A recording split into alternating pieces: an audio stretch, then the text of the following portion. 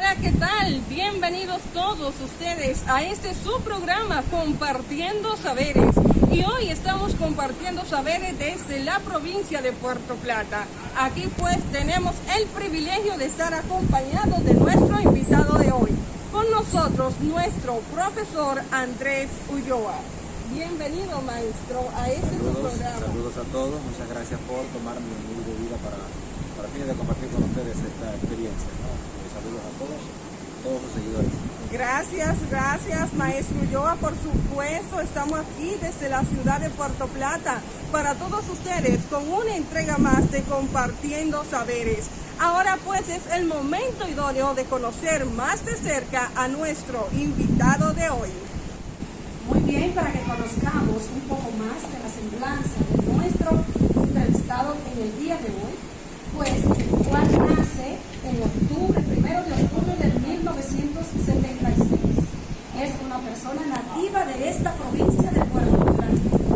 Él, después de haber logrado su bachillerato, adquirió su primer logro en la Universidad Tecnológica de Santiago, recinto Puerto Plata, TESA, en donde adquirió la licenciatura en Educación, Mención, Letras Modernas. Nuestro invitado del día de hoy ha realizado una serie de especialidades, las cuales voy a señalar algunas.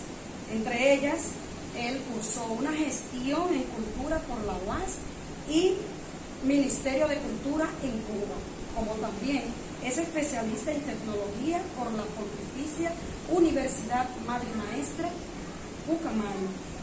Es estudiante de Derecho en UTESA Puerto Plata y del doctorado del estudio en Español, Lingüística y Literatura en la Pontificia Universidad Católica Madre y Maestra Pucamayo, Campus Santo Tomás de Aquino. Y finalmente, en la actualidad se desempeña como catedrático de la Universidad Tecnológica de Santiago, UTESA, Puerto Plata. Bien, amigos, estamos aquí ya compenetrados en el tema de hoy con nuestro invitado, maestro Andrés Ulloa, el cual nuestro contenido es el abordaje de la lectura en tiempo de pandemia.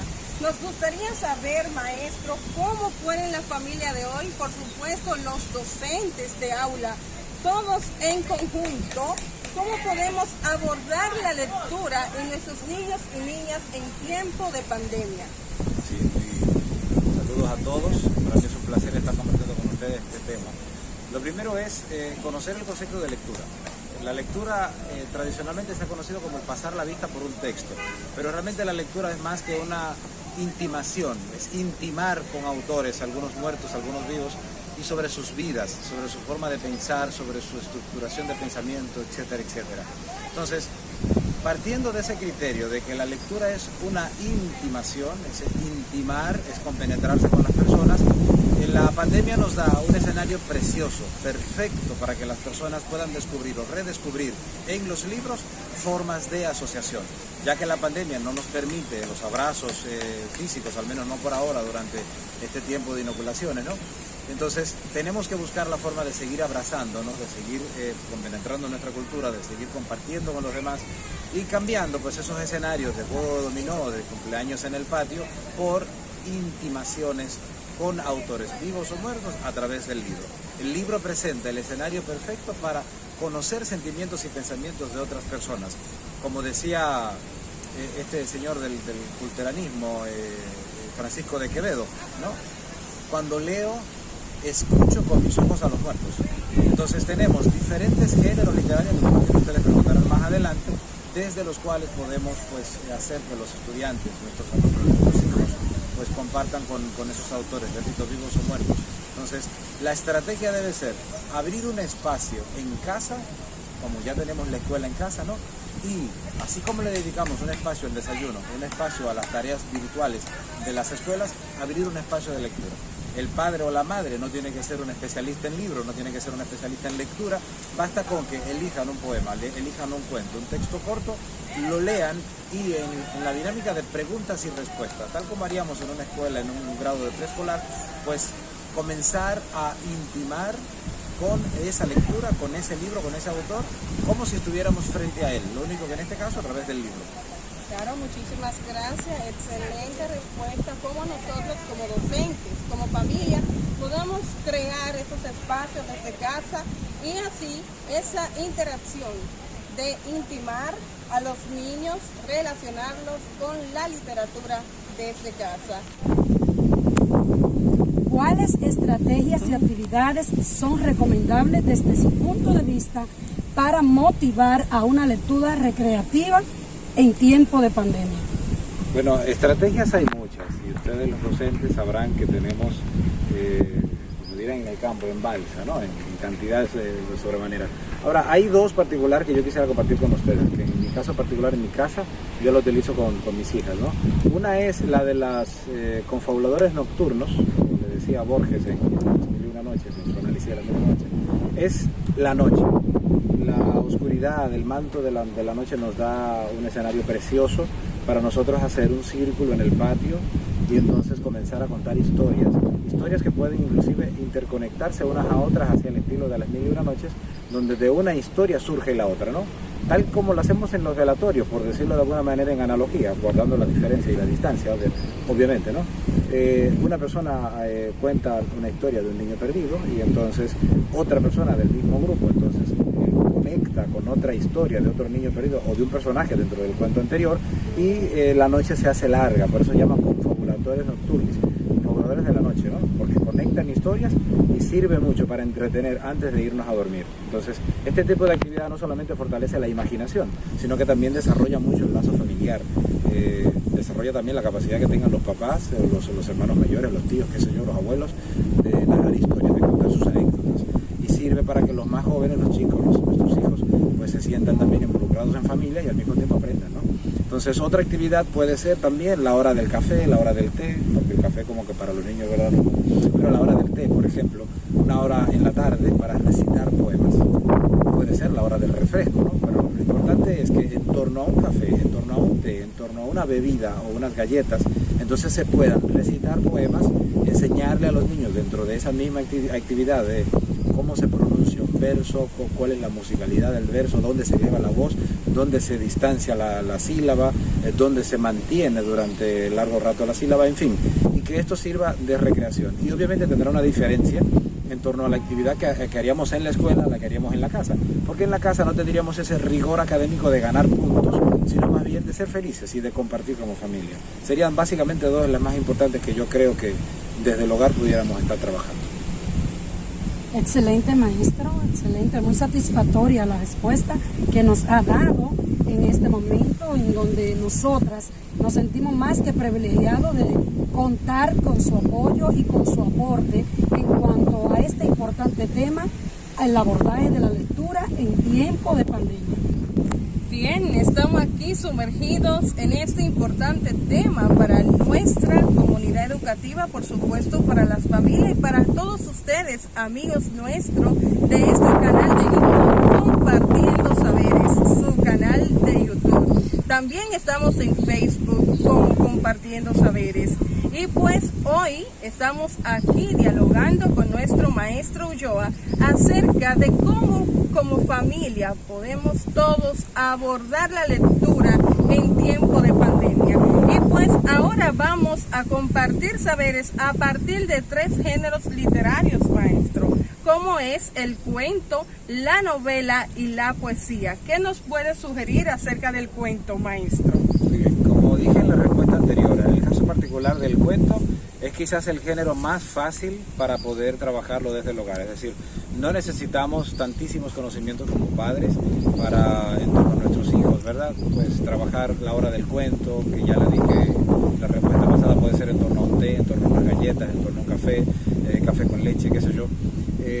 Es importante que sí se maneje el ritmo de curiosidad que genera el cuento. Es decir, no es lo mismo leer un cuento de manera lineal, es decir, para empezar, no es lo mismo leer un cuento que decir un cuento.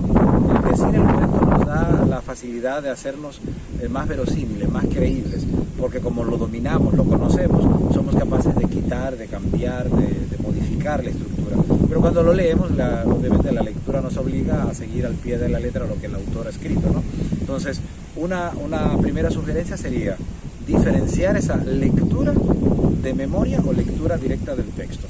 Yo les aconsejo que lo hagan de memoria, es decir, el padre o la madre que va a ser el lector del cuento, el hablador del cuento, ¿no? Debe dominarlo primero, debe conocerlo primero. Y les decía, hay unas técnicas mínimas que se dominan de manera fácil, que no hay que ser literato para estas cosas. Es el concepto del ritmo en la lectura del cuento. Por ejemplo, iniciando la lectura de un cuento, no podemos decir, érase una vez, qué sé yo, por decir algo, ¿no? O fulano de tal caminando por su casa hizo tal cosa. No. Tenemos que impregnarle el misterio del inicio, porque el misterio genera ese atractivo de los que nos están oyendo. Si los que nos están oyendo no son capaces de ser atrapados en la primera línea, entonces no serán capaces de atendernos en toda la historia, ¿no? Entonces tenemos que tener esa capacidad de manejo del ritmo. Así que si decimos, por ejemplo, érase una vez, entonces le impregnamos el misterio, obviamente los hijos inmediatamente agrandarán los ojos, agrandarán sus sentidos, acusarán sus sentidos y nos prestarán la atención. Aunque lo que vayamos a decir sea un disparate después. De ahí, inclusive, ustedes recordarán cuando eran niñas que se hacían hasta bromas, ¿no? Érase una vez, cuando lograban la atención, decíamos que el que no pone azúcar no bebe café. O sea, se podía hasta jugar con ese tipo de cosas, ¿no?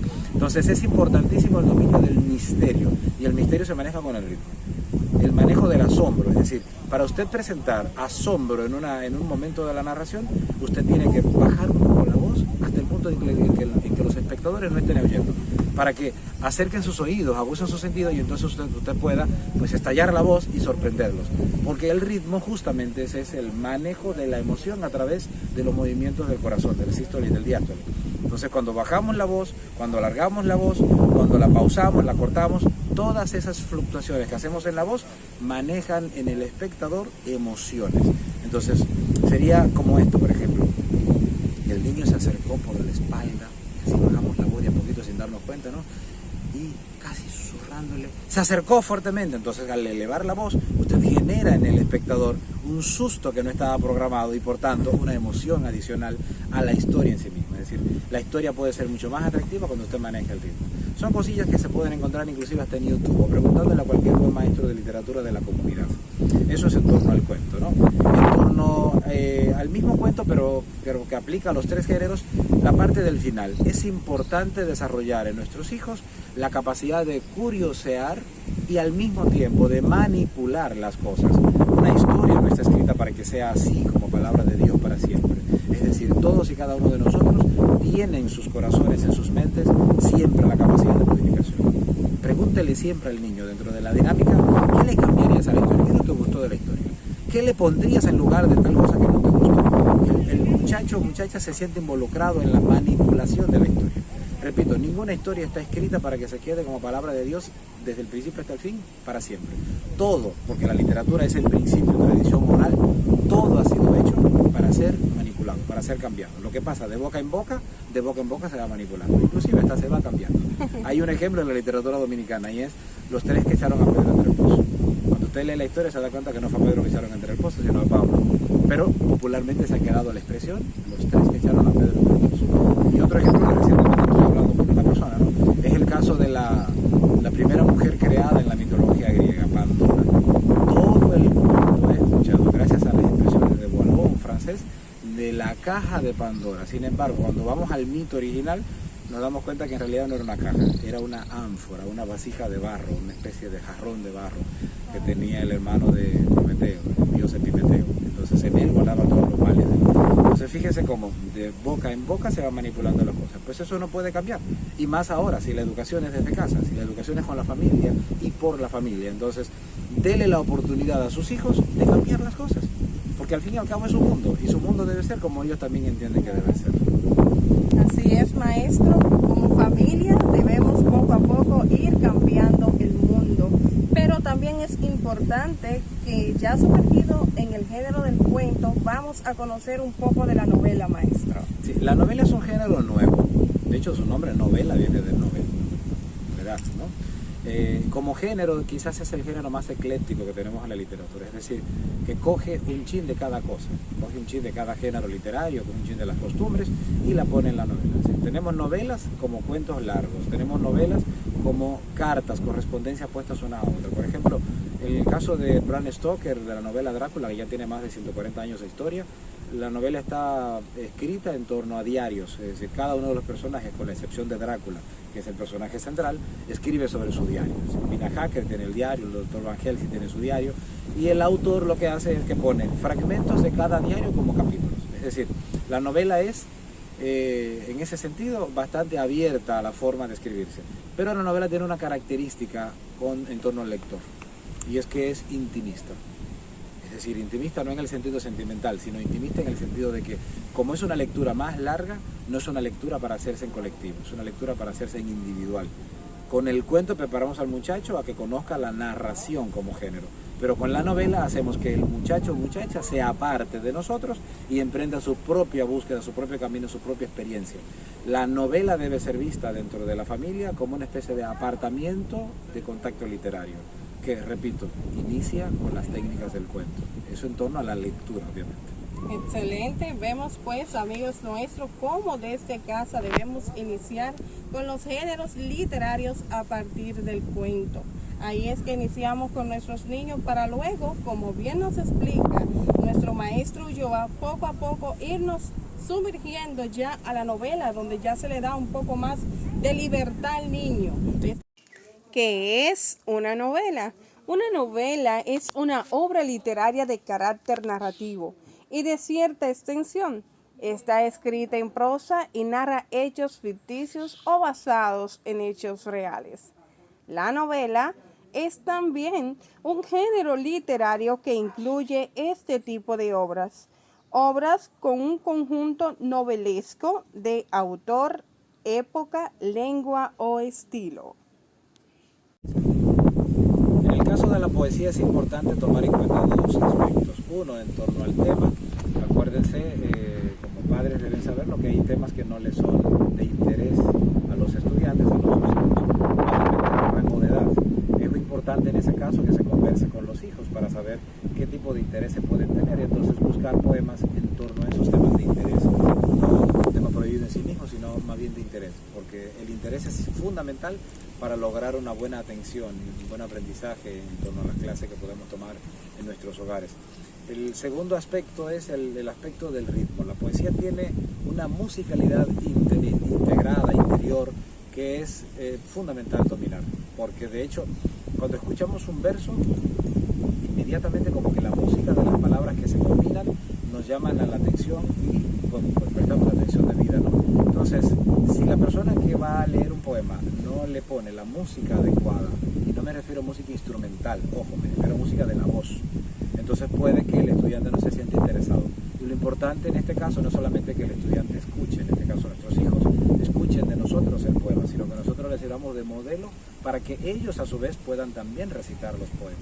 Así, por ejemplo, un poema de corte triste no se puede recitar con velocidad y con sonrisas en los labios porque habrá una contradicción entre el mensaje que dice el texto y la forma en que usted lo está leyendo y viceversa, ¿no?